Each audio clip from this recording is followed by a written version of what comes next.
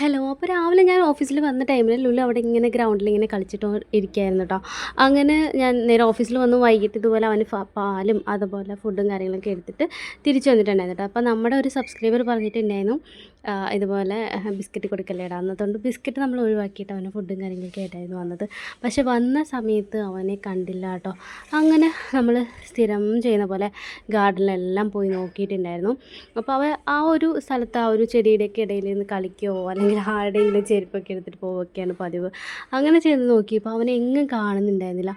അപ്പോഴേക്ക് എവിടെ പോയി എന്നറിയാൻ വയ്യാതെ ഇങ്ങനെ ഇരിക്കുകയായിരുന്നു. അപ്പോഴത്തേക്ക് ഒരു ചേട്ടൻ വന്ന് പറഞ്ഞു, അയ്യോ അതിനെ ആരോ എടുത്തിട്ട് പോയി എന്ന് പറഞ്ഞു.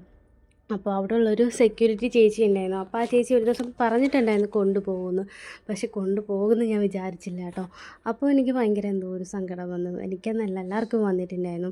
പിന്നെ എനിക്ക് അന്നത്തെ ആ ഒരു ദിവസം അത്ര പ്രശ്നമില്ലായിരുന്നു. പക്ഷേ പിന്നെ ഇങ്ങനെ റൂമിൽ വന്നപ്പോൾ നല്ല സങ്കടമായിട്ടുണ്ടായിരുന്നു. പിന്നെ എന്നാലും ഞാൻ അവിടെ എല്ലാം വീണ്ടും തിരക്കി അഥവാ കൊണ്ടുപോയിട്ടില്ലെങ്കിലോ എന്ന് വെച്ചിട്ട്. പക്ഷെ അവിടെ എങ്ങും കണ്ടില്ല കേട്ടോ.